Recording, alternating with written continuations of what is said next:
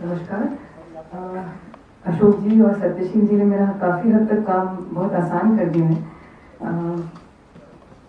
मैं धन्यवाद इस बात का करना चाहूँगी कि आपने जो स्वर मुद्रा हमें सेमिनार से काफ़ी समय पहले जो आपने हमें भेजी, और उसके अंदर जो सेक्शंस हैं मुक्कामवाशी के और कुमार जी की अपनी राइटिंग जो उसके अंदर है, वो एक काफ़ी बहुमूल्य एक कॉन्ट्रीब्यूशन और एक एग्जिस्टिंग जो काम है कुमार जी के ऊपर, उसमें एक बहुत ही महत्वपूर्ण एक एडिशन है। तो I would like to start by congratulating you on that effort. और मेरा जो मतलब मैं बहुत नर्वस हूँ, तो मैं लिख के लाई हूँ और अंग्रेजी में है, लेकिन कुछ कुछ बीच में मैं भाषा में अदल बदल करती रहूँगी। मेरे पेपर का टाइटल है Kumar Gandharva and the question of creative errors.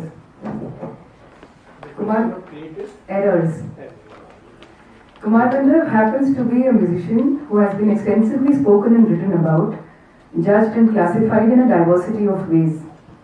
While one set of musicians and critics consider him not classical enough, like Satyashil ji just told us, on the other hand, those who admire his music have argued him to be a rebel, or contrarily, some even say that he is more classical than the traditionalists and a highly orthodox musician, while others think of him as a revivalist. What interests me as a researcher and a student of music is not these descriptions by themselves. So my effort today is not to justify or participate in this debate and settle the fate of Kumarji's music. Rather, it is to take these different kinds of descriptions together. I think when taken together, they mean something.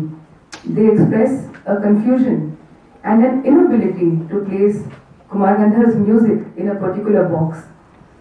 It is my contention that this inability to situate his music has got something to do with the music itself. We can say that Kumar Gandharv poses a problem to a standard that we call Indian classical music at the height of its modern moment. A problem is something that makes us take a step back and explore other possibilities of critically and creatively engaging with a moment in history.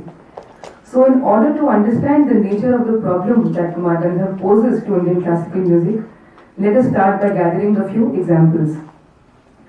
So in response to Gandharv's first performance in Pune after his illness in 1953, the musician Govind Rao Tembe says, Kumar Gandharva भारतीय शास्त्रीय संगीत के समक्ष खड़ा हुआ एक प्रश्न चिन्ह है. He is a question mark standing in front of Indian classical music.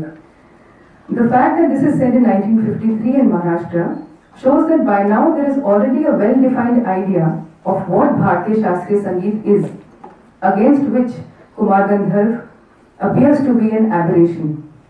This is also a time when constant efforts were being made to rationally and logically give a basis to music practice, and an important milestone of this effort is Vamanrao Deshpande's book Gharandaz Gaiki, published in Marathi in 1961. I will not go into the details of his formulations, but here is a study that for the first time defines the concept of gharana not through musical lineage or historical records, but by identifying and categorizing formal structures of music, which can further serve as parameters or criteria to judge music. Given this schema, Deshpande is unable to situate Kumar Gandharv in a particular gharana and calls him a wonderful alchemy of different gharanas. He sees in him the possibility of a new Devas or Kumar gharana, but again here we have an example where he presents a difference from the standard that the gharanas are coming to represent. Let me quickly also take a look at a few more examples. Babanrao Haldankar, in his piece which is included in this volume, writes that in the 1950s, his perspective of music changed after learning under stalwarts of the Jaipur Gharana.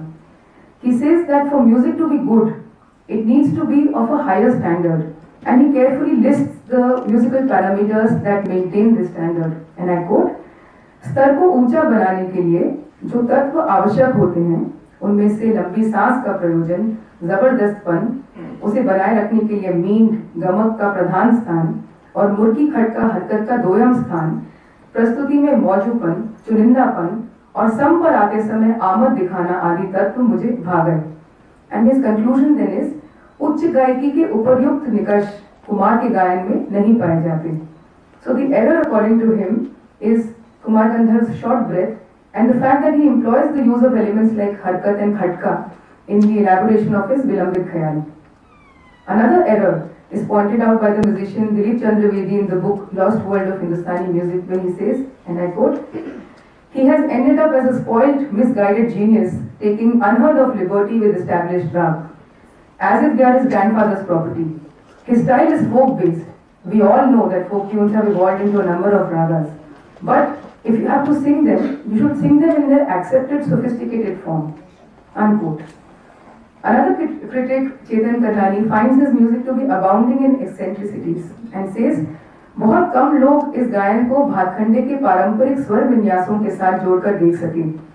शास्त्रीय मानदंडों के उल्लंघन का एक ज्वलंत उदाहरण तो यही है कि वे किसी राग के वादी और संवादी स्वर को परंपरानुमोदित स्थिति या यथावत निर्वाह नहीं करते, बल्कि वहां मनचाही छूट लेते हैं. जहां कुमार शास्त्र के मानदंडों को बिल्कुल ही उठाकर एक तरफ रख देते हैं, वहां कहना पड़ेगा कि कभी-कभी बड़े दुखद परिणाम निकलते हैं. So what displeases these critics is the fact that he does not adhere to the traditional principles of rag and takes liberty with their established forms. During my research, I was meeting a lot of Kumarji's students and listening to Kumarji's recordings with them. Satyajit ji has also been a victim of my curiosities at that point. So while listening to a particular performance of Marwa with me, Vijay Sardeshmukh ji mentioned that आज उनका idea है कि ऋषभ का एक अलग दर्जा explore करना और उसके हिसाब से बाकी स्वरों के स्थान कैसे बदलते हैं वो देखना. आज तानपुरे कैसे मिले हैं उस पर ये पूरी तरह निर्भर है. लेकिन आज ऐसा लगाया, इसका मतलब ये नहीं कि अब वो फिक्स हो गया. जैसे कई पुराने लोग मारवा में ऋषभ ऐसा लगाना चाहिए ऐसा फिक्स कर देते हैं, लेकिन कुमार जी कल उसको चढ़ा भी लगाकर देखेंगे कि उससे क्या बदलता है. ये खोज है उनकी. Similarly Meera Rao would say इस टेम्परेचर में, इस वेदर कंडीशन में आज ऐसे मिक्स हो रहे हैं तानपुरे, इस पर बहुत ध्यान था उनका. She would demonstrate how he used to sing a certain phrase in a composition and say, लेकिन ये एक दिन की उपज थी, ये फिक्स नहीं करेंगे कुमार जी. इसलिए कभी कभी लगता है कि स्टूडेंट के लिए उनका कोई आधार नहीं है. Unquote. So today in this paper, I would like to investigate this idea of not having a firm base or a ground, this apparent groundlessness of his music. From the perspective of an established standard or paradigm of Indian classical music, represented by the discourse of Gharana, all the descriptions that we spoke of so far, they are errors. Traditionally, we would think that error is presupposed by a correct way of doing something. In this regard, then, how do we understand a creative gesture that is not interested in correcting or resolving these errors, but by maintaining the very ground for a new practice? And this is something that his critics are very well aware of. So, in the same piece, Baban Rao Haldarkar, for whom his short breath was a fault, writes that Kumar Gandharv is so given to his own way of singing that even if both his lungs were functional, it is doubtful that Kumarji would use them to maintain what he himself calls the high standard of singing. Therefore, I think we need to investigate this question of errors that Gandharv embodies. Isn't such a creative consciousness an intrinsic gesture or a symptom of modernity? Here I do not mean modernity merely as a description of material conditions. I mean modernity as an attitude, ye adhunikta, a mode of relating to the present moment where one makes a choice of thinking, behaving and singing in a way that constantly marks the belonging to the present moment. Let us briefly speculate this point through an example. Let us imagine a performance of Kumar Gandharv. So he sits on stage to perform, say, Rag Bhoop, and he sits against the canvas of his tanpuras to present what he calls a profile through which he sees the rag. So there is on one hand the form of the bandish, his own thoughts on that, through which he sets out to explore the rag on that particular day. And on the other hand is the sound of the tanpuras that have been tuned to such an intensity that they produce a series of harmonics, all of which do not fall under the province of Bhoop. I already mentioned how attentive he was to his tanpuras. Miraji told me that he once went all the way from Devas to Indore radio station for a recording, and he came back home in the evening without singing because he wasn't able to tune his tanpuras to his satisfaction. It is something that he never compromised. And when people would engage him in a conversation about Shruti, saying that 22 Shruti honi chahiye ya 34 Shruti honi chahiye, he would just say, "मैं 55 से भी ज़्यादा Shruti मानता हूँ," and say no more. In his practice, he never formalizes these harmonics. They exist only in their intensity, in their rawness, in their materiality. They appear from the tanpura in that momentary flash in the event of the performance. And for him, this is not a sound that has to be confined within a codification and produce a knowledge about. Rather, it is something that he can only sing of through the metaphor of color, like he does in the composition in Rag Shuddh Kalyan. Ek hi sur sang re, bahu rang ang so, pahichan karo re. With a single note, many colors appear from many different parts. Recognize them.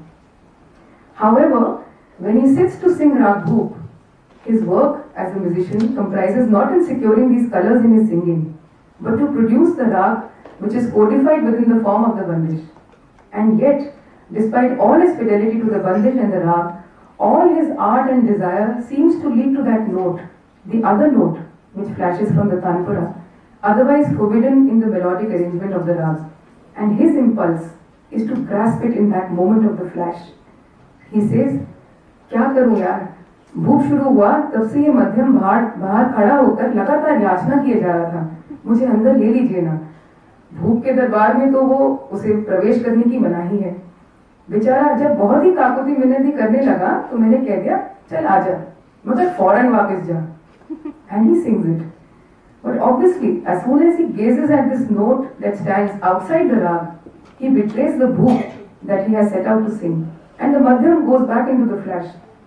However, had he not faced this note and sung it, he would be betraying the boundless force of his desire, which demands him to be alive to this madhyam, not in its codification where it is visible and familiar and tactile, say in another rag, but he is interested in exactly where it is invisible and appears as a strangeness in a flashing moment. And this impulse of Gandharv is judged and condemned as an eccentric, excessive and idiosyncratic act. But the fact here is that Kumar Gandharv doesn't see it as a mistake. For him, it was something that just happened, an event that was part of the reality of what was happening in real time, and he acted upon that. This relationship that the modern artist establishes with the present moment is what I think is the attitude of modernity. It is an attitude that one adopts in relation to the present moment. It is not to show respect for the passing moment, nor is it to be sensitive to a fleeting present. He is not sitting there and just watching it go by. It is the will to capture the present moment, not after it has passed, not before it comes, but within it. So the man of modernity is ever restless. He is always on a search. He is collecting curiosities. And yet, despite this complete immersion in the world, absolutely solitary and detached, almost ascetic, bahuri akela. To be modern is not to accept oneself as one is.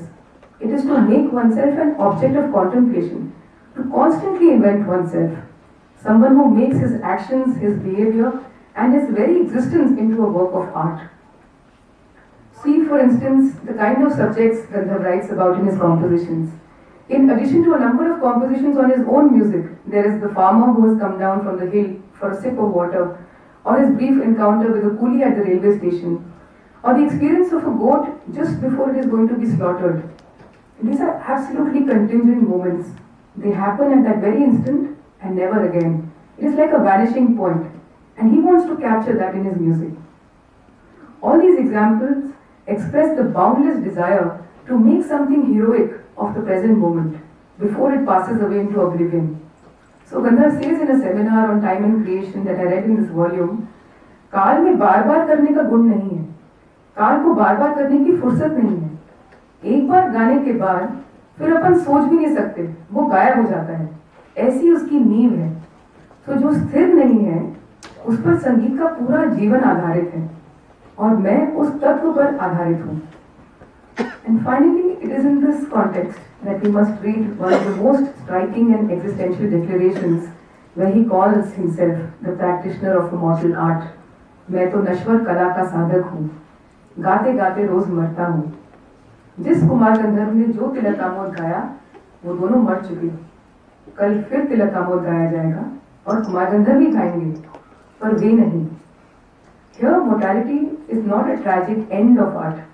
Rather, it is the very condition that opens a possibility to create. The eternal death of art is a possibility. It is an opportunity for the musician. Hence, when Kumar Gandharv says he dies, the next time he sings, he creates both Tilakamod and himself anew. So what gets repeated in every performance is in fact the impossibility of repeating the music as well as the musician. Neither is the music stable, nor is the self that is singing it. The self is a mobilization of different intensities like B.R. Deodhar, Abdul Karim Khan, Fayaz Khan, Wazir Bua, Raja Bhai Abbuchwale, Anjani Bai Malpekar, Sindhe Khan. It is never this or that alone. It is always impermanent and always escaping signification. So the question mark essentially means a problem that cannot be signified. It highlights that in the moment of its performance, this music is purely irreducible to the available knowledge and therefore new. It is new in the sense of not being recognizable as to what form it is and where it belongs. It is a newness which is indiscernible, and every performance is a constant variation on this indiscernibility. We must also be careful that while his music does not fit in the formalization of Gharana, this is not to say that he is anti-formalist. Rather, his music is a constant variation on formalization itself. It is a formalization beyond form, like Nirgun, a truth without a name. Thank you.